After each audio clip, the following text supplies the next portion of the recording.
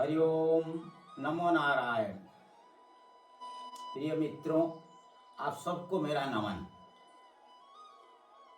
जब पांडव लोग वनवास पर थे तो एक दिन कृष्ण गए उनसे मिलने के लिए।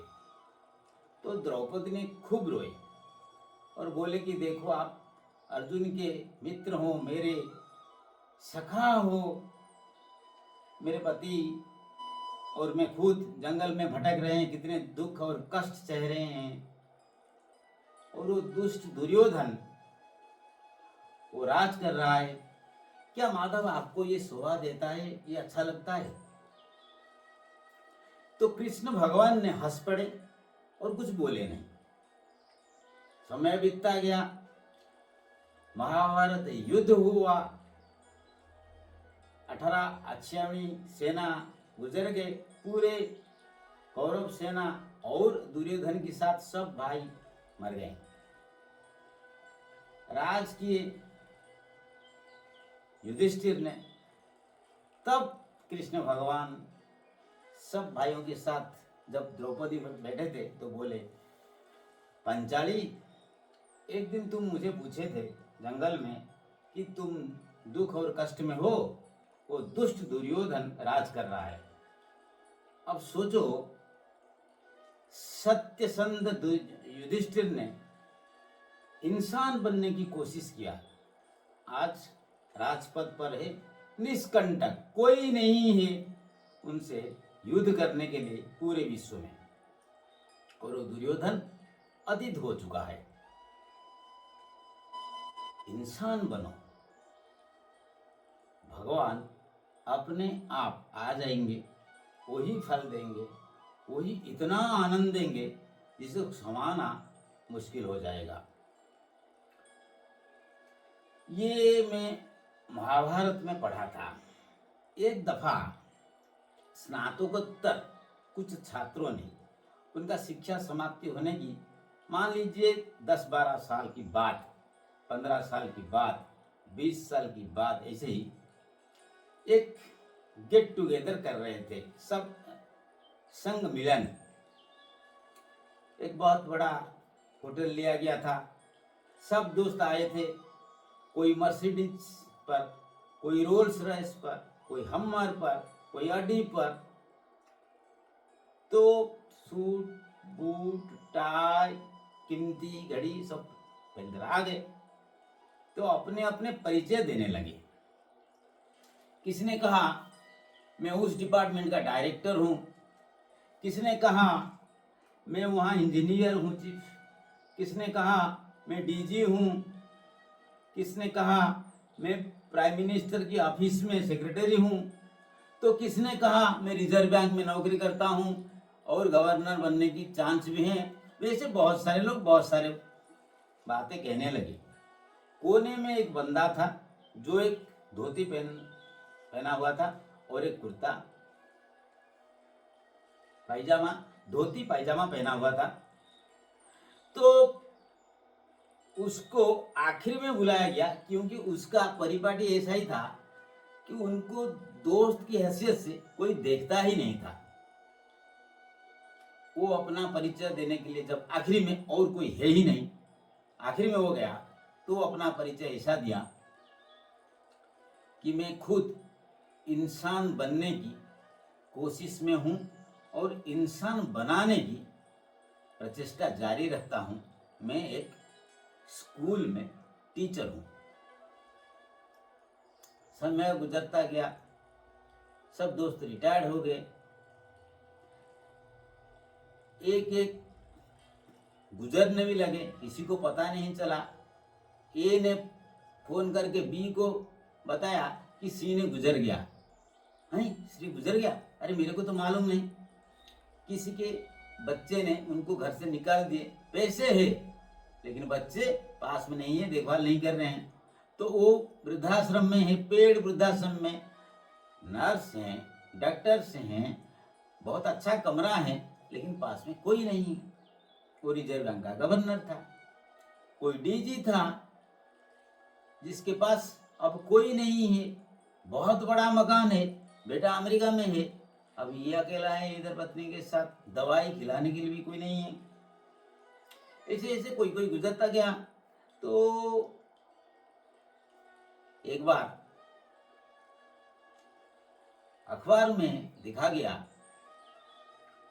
कि एक टीचर ने देह त्याग दी और उनके शोभा यात्रा में पूरे शहर रो रहे हैं, जा रहे हैं। चीफ मिनिस्टर भी गए पुष्पांजलि देने के लिए।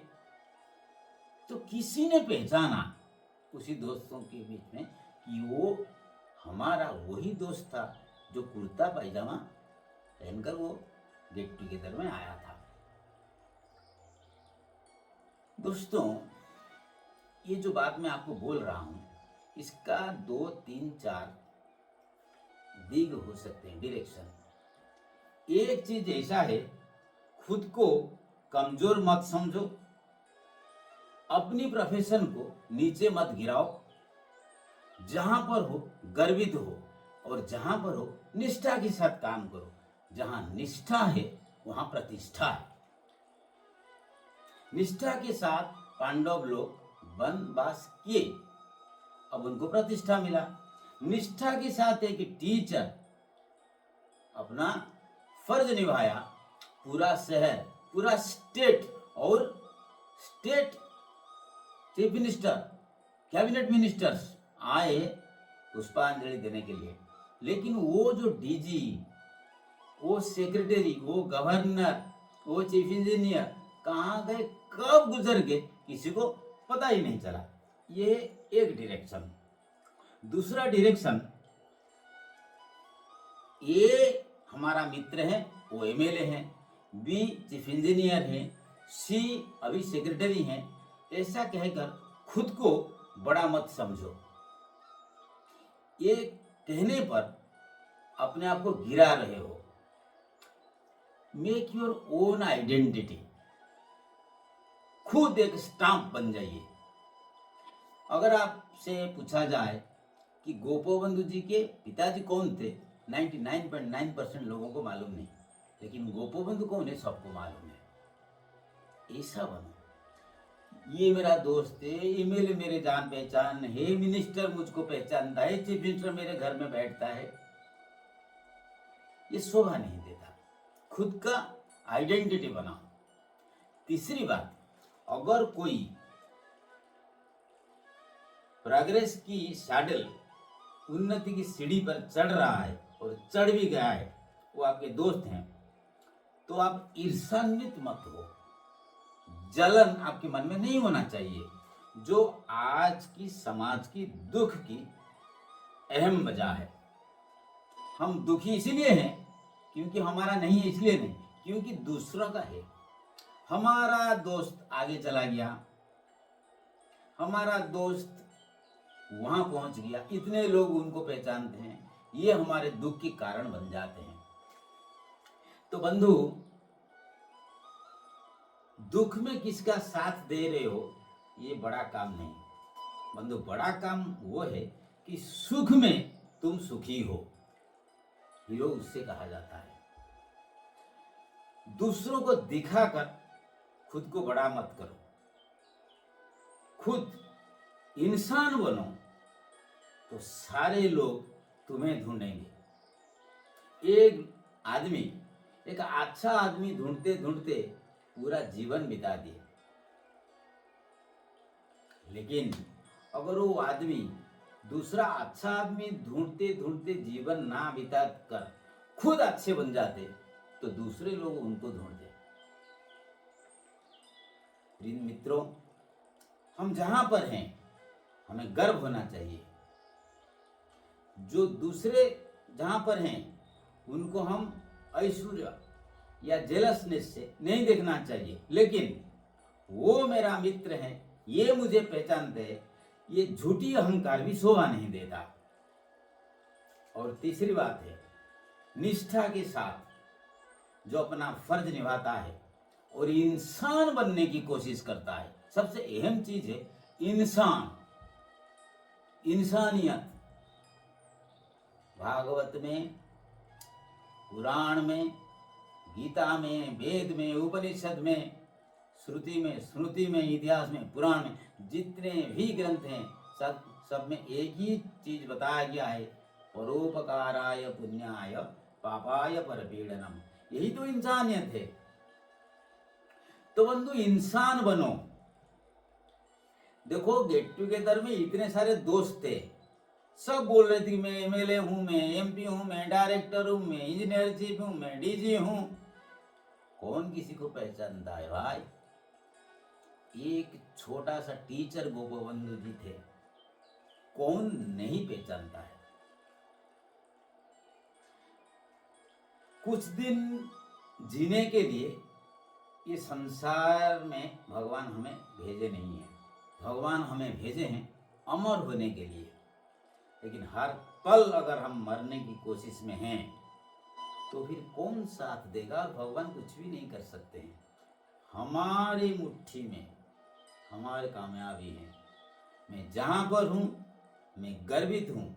मेरे प्रोफेशन के लिए मैं अहंकारी नहीं हूँ, लेकिन मुझे गर्व है, फक्र है कि मैं इंसान बनने की कोशिश कर रहा हूँ। यही हमारा जीवन का लक्ष्य होना चाहिए। जब हम इंसान बनेंगे तो दूसरों को इंसान बनाएंगे। जब हम इंसान बनेंगे तो हमारे अंदर इंसानियत रहेगा।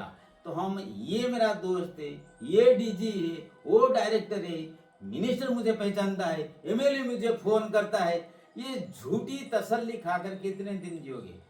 हार्ट अटैक होगा, डायबिटीज होगा, माइग्रेन होगा, न्यूरो प्रॉब्लम होगा। जो कोई भी दवा नहीं खाता हो वही तो इंसान है, क्योंकि वो पूरे शांत, तुष्ट और पवित्र भाव से रहता है। तो अपनी जगह पर इंसान बनो और दूसरों की कामयाबी पर आपको जलन नहीं होना चाहिए। और तीसरी बात, ये वो मुझे पहचानते हैं, भाई सहारा लेकर जीना छोड़ दो। Make your own identity. Hariom. समस्त लोका सुखिनो भवन्तु। नमो नारायण।